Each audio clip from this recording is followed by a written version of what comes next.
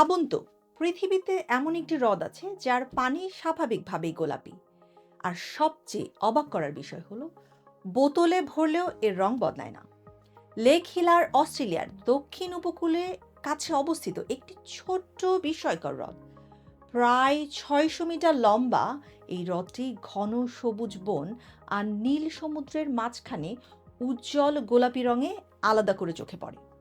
অনেকেই ভাবেন হয়তো এটি কোনো অপটিক্যাল ইলিউশন, কিন্তু না। বিজ্ঞানীরা হ্রদের পানি পরীক্ষা করে দেখেছেন এই গোলাপির রং সম্পূর্ণ প্রাকৃতিক।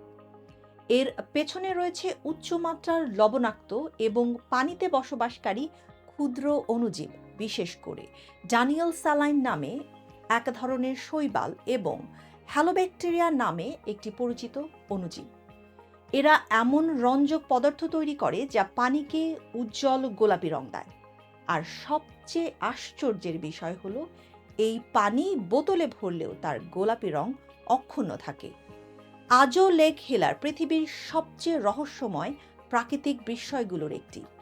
প্রকৃতি কখনো কখনো এমন রঙে নিজেকে সাজায় যা মানুষের কল্পনাকেও হার মানায়।